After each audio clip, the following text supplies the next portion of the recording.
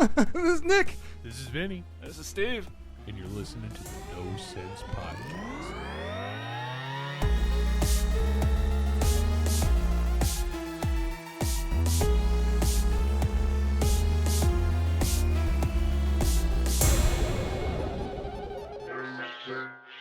All right. No Sense Podcast here. And I'm Vinny. I'm Nick. I'm Steve. And we have a guest today. His name's Jason. Jason, you want to tell us a little bit about yourself? Well, how I know Nick as far as through the podcast. I lived in Omaha, Nebraska for 10 years and I was in a band, Reprobate, and Nick did a lot of artwork for us and stuff. So that's how I knew him. He made some t-shirt designs for us and an album cover. Pretty cool. Yeah. And then I moved to Austin, Texas about 18 years ago. It's been a long time. Time flies, huh? Yeah. Yeah, never got a chance to come down, check it out. Yeah. And now I'm retiring early and selling everything I own and going to travel Southeast Asia. That's a fucking dream right there. Yeah. Crazy. Awesome. And your parents are still disapproving? Yeah. My mom thinks I'm crazy. She's like, why would you want to leave America as the best country on earth? Everyone's dying to get in here and you want to leave and go to Asia? Yeah, I want to go hang out with all the lady boys. Come on, Mom. Oh, I went to Bangkok for a month in December and there was definitely lady boys there. Yeah. It's pretty obvious. do you have a time frame in mind? Like, are you coming back or? Well, I'm not even sure when I'm going yet because I've sold my house and my car. That's the last two things that I have. But my house just went on for sale on Friday, and my realtor said I already have two offers. That's who I have to meet with right after this podcast. Nice. So I don't know what the offers are, but she said one was definitely better than the other. So, and it sounds like it's going to be over the asking price, so it should And sell. it's here in Omaha. No, No, that's in Austin, in a suburb of Okay. Austin, Round Rock, Texas, like 20 Gotcha. minutes from Austin. Wow. So you've kind of been all over, and you're going even further. Yeah, and I'm originally from Ohio, where I lived for the first 18 years of my life, and then 10 years in Omaha and 18 years in Austin. What part of Ohio? Youngstown, Warren area. is that closer to like Columbus. It's about an hour from Cleveland and about Okay. 3 hours from Columbus in the northeast corner. I freaking love Columbus. Yep, Yeah. I got family there. My mom and my sister live out there in Mason and Okay. Cincinnati. Yep. My only Yeah, experience I with have family Ohio down is sleeping for in 3 Dayton hours in a area, truck Tip stop there. City.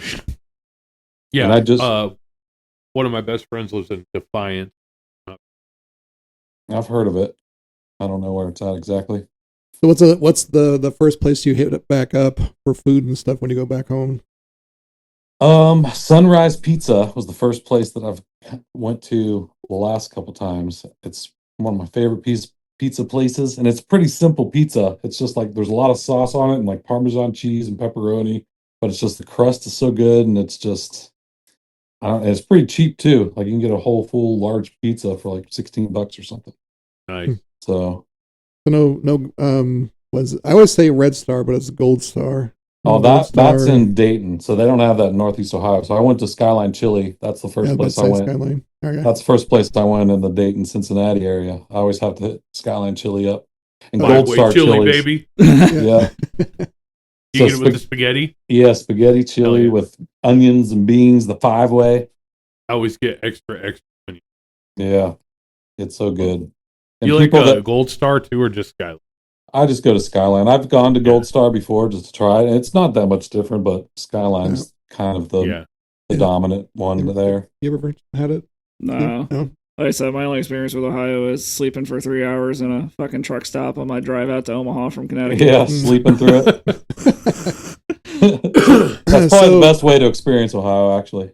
Yeah. There's actually a lot to do though, man. Like it's interesting, like here, like from Omaha to Lincoln now isn't much. It doesn't feel like you really leave the city there's a little stretch of it that you feel like you're between cities and stuff. Yeah. But out there, you don't notice a change from city to city. It's pretty spread out there. Yep. I would like, if it's okay, to talk about your journey to Southeast Asia a little bit. I'm curious, man. Like, what did you just wake up one day and say, "Well, fuck, I'm going to Asia," or was it like something that you've wanted to do for a long time and you had to wait until all the kind of chips fell into place, or like walk us through a little bit of the idea and the planning here, man. Well, the main motivation is I don't like working. So, I don't know if I have a long lost brother, but I may have just found him. Yeah. So I started looking into ways that I could retire early. I can't retire early in the United States, at least any place that I would actually want to live. You might be able to go find some little piece of land to put a trailer on out in the middle of nowhere that you can afford. Yeah. Arkansas. But in an actual city with, to be able to go out to dinner and have activities and, movie theaters and all kinds of entertainment and stuff, like I couldn't afford to retire. I'm only 46. I'll be 47 in September, so closer to 47. But, I'd have to work until I was at least 60 or probably 65 in America just because of the health care. Because that's the main thing is when you retire, you have to pay for your own health care. And like employers subsidize health care in the United States, so they pay for at least half of it, sometimes more. So when you cut that out, you end up paying like $800 to $1,000 a month just for insurance that you may or may not fucking use. Right. And that's with like a copay that if you have to use it, you'll still end up paying like $5,000, $10,000 deductible. Sure. Like, yeah, so it's ridiculous. Yeah, but in Asia, you can get like $100 a month policy, and that's only for like catastrophic coverage. If you get in a car accident or something, or get cancer or something that has like long treatment. But almost everything else is you just pay out of pocket. Like you can get a full physical and get like MRI scans, CT scans, ultrasounds, all your blood work done for like $200, like head to toe checkup. And so just everything's way more affordable over there. They ship me half robot for $9. Yeah. So that was the main motivation. So I was looking ways to retire early. And the first place I looked at was Argentina, because that's a very affordable place to live. And then looking for like, searching videos of, how to retire early. And I've been a part of like the FIRE movement for the past 5-10 years, which is financial independence, retire early. That's what it stands for. Okay. And then part of that, a lot of those people are just minimalists that live way below their means and, try to save like 80% of what they make, live very humbly. And then you could retire early because you don't need a lot of money because you just have a little tiny house or whatever, and barely any stuff. But, I thought about doing that and 5-10 years ago, but you don't have to be an extreme minimalist. If you go over to Southeast Asia, you can, enjoy everything that you enjoy here at a third the price. That's fucking scary when you think about it, though, because I get to thinking less right now for more later. But when you think about it, like you're 46, so am I. I turned 47 in April, so you, I understand the thinking there, but it's like I would just, in my mind, it's like I can't get over thinking, okay, I'm gonna live on almost absolutely nothing because I spend money pretty fucking stupid. But and then I don't know. I'm just like, well, what if I die? And then I'm living the rest of my life with nothing, and I don't really get to enjoy any of it. That is a consideration. But the way I looked at it, and another thing that kind of kicked this in gear, my dad died at age 62. So I'm like, I'm not going to work till I'm 65 and like die right before I retire and not be able to do all these things that I want to do. So I'm thinking if I die when my dad died, I only need enough money to make it to that age. So that's I'm planning to live to like 70. That's what I put my age at. I could live way much longer, but that's really what I was saving for. Is just enough to be able to pay my way until I'm 70, and then have to bring the expenses down to be able to make it to 70, which I couldn't make it in the United States because it's too expensive here, but I can make it overseas. So do you have like a final destination thing? You know, like, are you going straight to Bangkok, or are you like gonna just kind of hoof it in this like Canaan? Yeah, well, Bangkok is the most expensive place to retire in Southeast Asia. Its prices are, I'd say half to 60% of what they are in Austin, Texas. And that's the most expensive place. And there's a place like Da Nang, Vietnam, that's probably 30% of the cost of living in Austin. So that's probably one of the cheapest places. And it's a beach town. It's really nice. So that's one of the first places I want to check out. So there's a lot of cities that I want to check out to see which one that I really like. I've already seen Bangkok and it's awesome. I would like to live there, but it is more on the expensive side. So Da Nang, Vietnam, like Saigon, Ho Chi Minh, Vietnam, Chiang Mai, Thailand, which is up in the north, and then like Kuala Lumpur, Malaysia, Penang, Malaysia, Manila, Philippines, Bali, Indonesia, and then there's a couple other island places in the Philippines I want to check out, like Davao, and there's some other ones. But so for the first year or maybe two, I'll just travel on tourist visas. So in Thailand, you just show up and they let you stay there for 2 months for free. Okay. And then Vietnam, you have to apply for an e-visa, but you could stay for 3 months for $25. And in Malaysia, you show up and you can stay 3 months for free. Philippines, you stay 1 month for free, and each month is like $25. So in Malaysia, you get to feed monkeys. Yeah, and there's monkeys all over in all these countries. Yeah, really. Yeah, that's so fucking cool, man. And elephants and king cobras and. He's like, I fucks with monkeys. Yeah, tigers. No, I don't. I worked with monkeys. I ain't fucking with those little shits. Yeah. The monkeys will like steal stuff. Like they've got the system down. They'll try to steal people's phone and then hold it hostage for food. They'll be like, give me a banana. I'll give you back your phone. They're like a lot of bananas. Yeah, they'll steal hats. They'll just steal something of yours and then hold it for ransom for food. I want to try that outside McDonald's for chicken nuggets. Yeah. That's funny. Is there like laws for like kicking the shit out of a little monkey or something for stealing? Yeah, you're probably not allowed to do that. In some places, you're not even allowed to feed them. So. Oh wow! All right. And if you kick a monkey, you should burn in hell. Yeah. I'm not condoning like you should do it, but what if it was like a reaction? It like took off with your hat or something. You like just threw a roundhouse or something connected. I mean, you might get gang jumped by a bunch of monkeys. Fuck yeah. Tear your fingers off and shit. That'd be a story, though. Right? Man, that'd be a story. I tried bitch slapping a monkey, and they put the gang beat down on my shit. So you're a content creator, correct?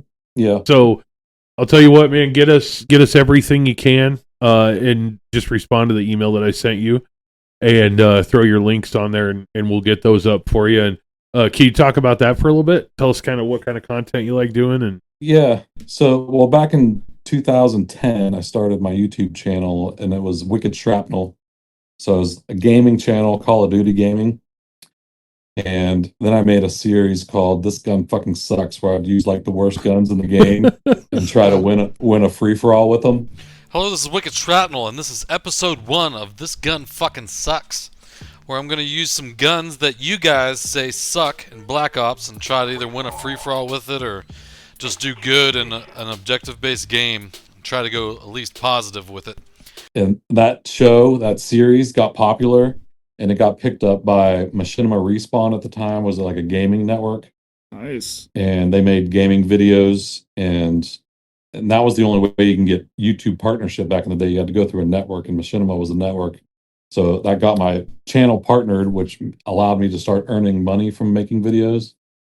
And they had like 10, 20 million subscribers. So every week when I would post my show on their channel, I would send them to, links to my channel. So I ended up getting like 210,000 subscribers from making Call of Duty videos, and now it's a lot. About 20,000 of them have unsubscribed since. I'm somewhere around 190 now, and barely get like 1,000 views on a video. Where the videos on Machinima Respawn would get like 1 million, 2 million at the time. So that series got popular, and I did it for like 2 years until I just got sick of doing it. It was like Right. the same old jokes over and over, and I had like a unicorn I called the trolling unicorn that would pop up in the corner and, oh my god, Wicked Shrapnel, you fucking suck. This is the Trolling Unicorn Commander. I have hijacked Wicked Shrapnel's voicemail system and will be answering the questions and answers that was left for him in his voicemail. It would be like a heckling trolling unicorn. That's fucking great. Yeah, so it was, but people kept wanting the same thing over and over, and it's kind of like a little kid where you do something funny and they're like, do it again, and then after you do it like 200 times, you're like, all right, that's enough. So that's kind of how I felt with that series. And playing Call of Duty in general, after like probably 5 or 6 years, I got burnt out on Call of Duty. I tried to switch to another game. I played Destiny for a while, but most Call of Duty players only play Call of Duty. So they're not interested in anything else. So I lost a lot of subscribers then, and then I just stopped gaming altogether and started making just like travel videos and eating hot pepper videos. And that got its own kind of following, but just posting a variety of content on one channel kind of, I think, hurts a channel because people subscribe for like one type of content. Sure. So I think you should dedicate a channel to one type of content if you want it to do well and have repeat viewers that subscribe to your channel. Because if it starts recommending videos that they're not watching, once they skip like 4 or 5 videos, YouTube just stops recommending your channel to them. So that's kind of what happened to me. And algorithms and stuff, since you probably started that, have like come in and like really thrown a wrench in everything. Yeah. Back when I started, it was everyone you subscribe to, that's the only people you saw on your feed. Now it's all YouTube recommended stuff. You have to like try to find who you're subscribed to now. Yeah, no, it's you got a For You page that anything can show up on, especially on like Instagram. Yeah. So that algorithms hurt me.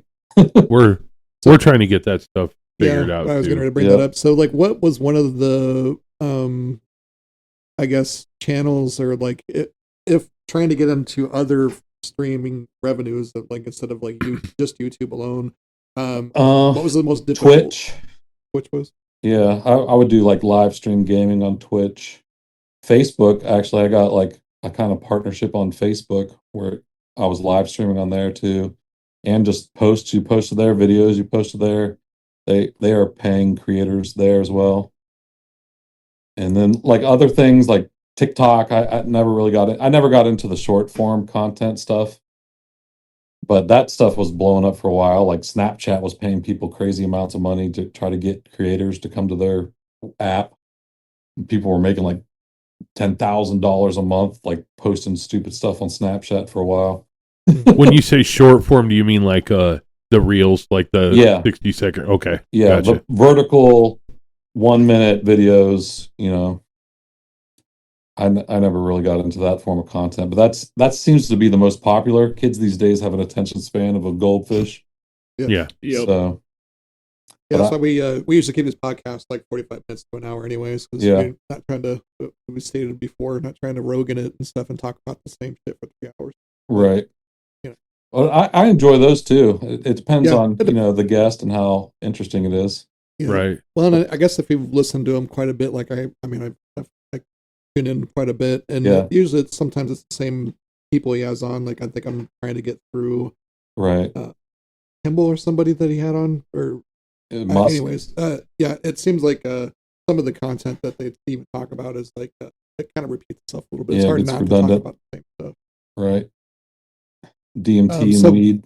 Yeah. So by trade, I know I kind of knew what you did here. Did you go down to Austin and do the same stuff? Like I worked in support, so I was a senior support analyst, where I was kind of like the Wizard of Oz behind the screen. There was about 30 of us that were behind the scenes. So and there's hundreds of people that are answering phones.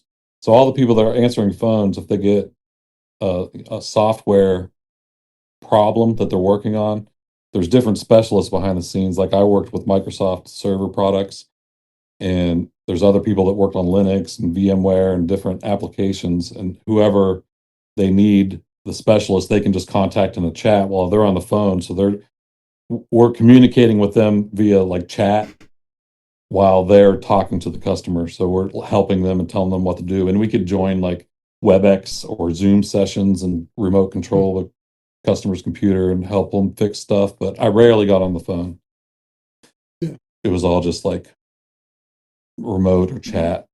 Yeah. And back in the day, I remember you used to, I think, work for your uncle and stuff, but you did like installs of like servers and things like that too. Yeah. I was kind of the Microsoft server guy there, but I also did phone systems and video systems and like network systems. So I was kind of a jack of all trades with my uncle. He would make promises, like there was some bid on a job in a school and they had to have a certified Cisco network analyst on staff, and he said, yeah, we have one, and we won the bid, and he's like, oh, you have to go get this certification. And like getting the CCNA within like 30 days. I'm like, you have no idea how hard that is. That's like people study for a year and then go take the test. And I'm like, well, I'm not coming into work. I'm staying at home and I'm studying like every waking hour to try to pass this test. He's like, yeah, do whatever you got to do. We have to submit your certification like next month.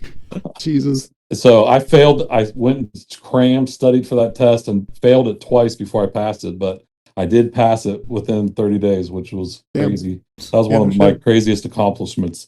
And then he went under and he went to Austin. Yeah. Well, he hit some hard times and had to cut like everyone's pay in half, and I couldn't pay my bills with half of what I was living almost up to my means at that time. So I'm like, I can't stay with that. So I submitted a resume.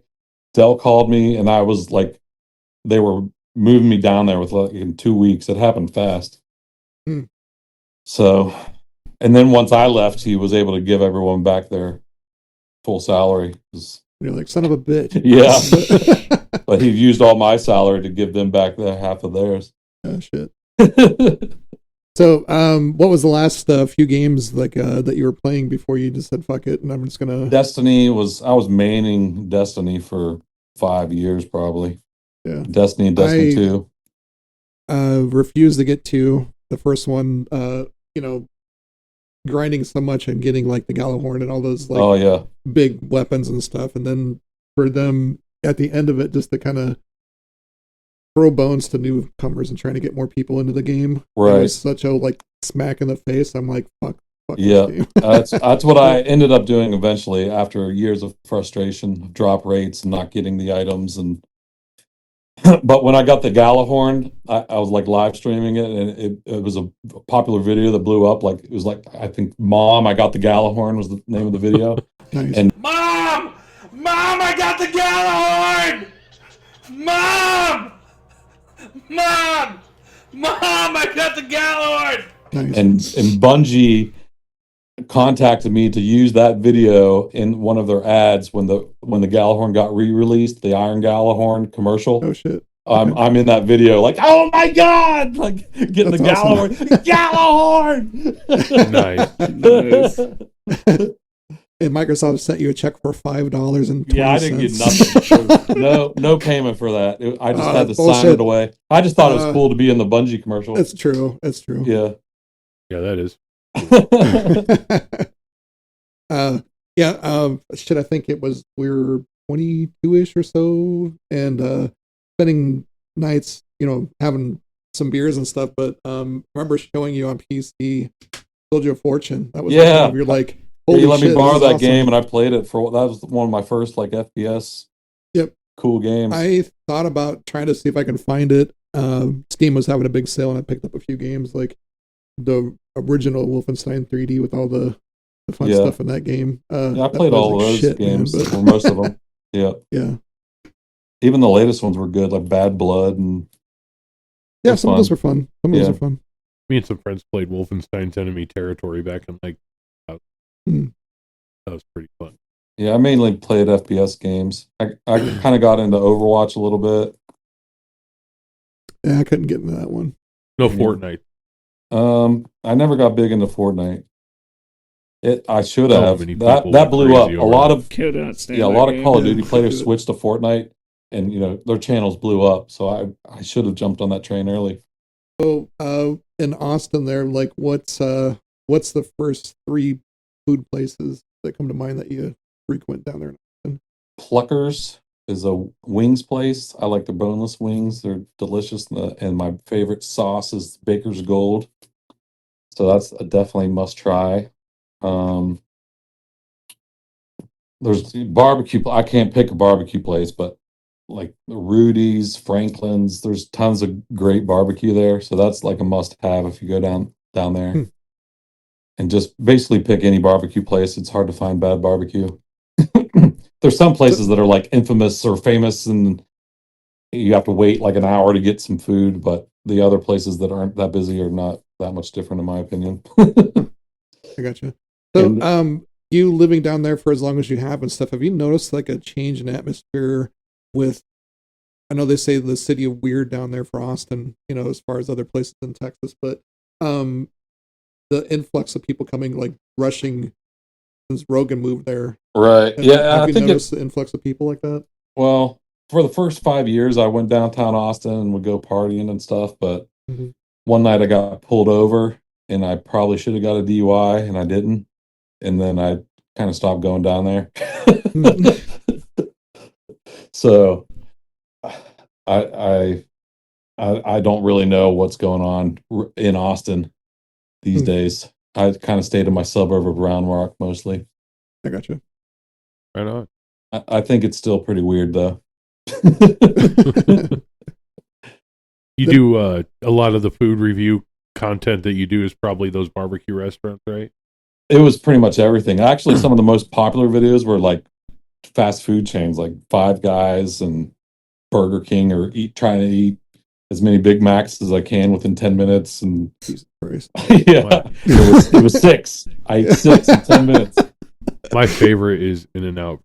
Yep, In and Out. I did a video on In and Out, and then Yeah, just like in different one way, out pizza the other. places. And so I just did tons of different food and eating videos, and Speaking then of different food, man, challenges. so how much weight have you lost on this keto thing, man? Oh Or yeah. not, Well, not keto, carnivore. my all-time high was 350.1 pounds, and I currently weigh 192 pounds. Damn. So Jesus, 158 pounds. congratulations, Congrats, bro. man. Yeah. So I pretty much metabolized a full-size man. Wow. Yeah. All right. Yeah, that's fucking awesome. Yeah. So just carnivore, that's what did it? Well, probably Well, I exercise started if you're on fucking carnivore. pissed off. And I lost 90 pounds doing carnivore for like a year, and where I was mainly eating ribeye steaks every day. But my gut, like they say, there's like a fat adaptation time where it takes to get used to eating a high fat diet, and you'll kind of have some runs and stuff for like a few weeks or a month or two. But I had it for like a year. I never adapted until finally I went and got like checked out by a gastrologist and found out that I had ulcerative colitis, which I can't eat a high fat diet on. So that kind of ruined the carnivore diet for me. And then I went off for probably a year. And then when I came back on, I just did chicken and broccoli, like a chicken breast and a half pound of broccoli or a can of green beans. And I ate pretty much that every day for 4 months. That was like 95% of my meals was a chicken breast and a half pound of broccoli. And that's all I would eat all day. And that's probably only like 500 calories at most. So I was just living off of my fat, really. I was losing about a pound a day. And Damn. burping up a garbage can. Yeah. Or a pound every other day. And working out like probably crazy, huh? Just walking and calisthenics. So I walked anywhere between 3 to 10 miles a day, just depending on how I felt, but 3 was usually the minimum. And just doing like push-ups until I couldn't do push-ups anymore, and then do sit-ups till I can't do sit-ups anymore, and just squats till I can't do those anymore, and just with body weight. So earlier I was doing weights, but I did squats with weight, and I like threw my back out. So I'm like, I'm not using weights anymore. I sold all my weights and just calisthenics. I'm too old for weights. Since I never really lifted in the first place. No, I got you.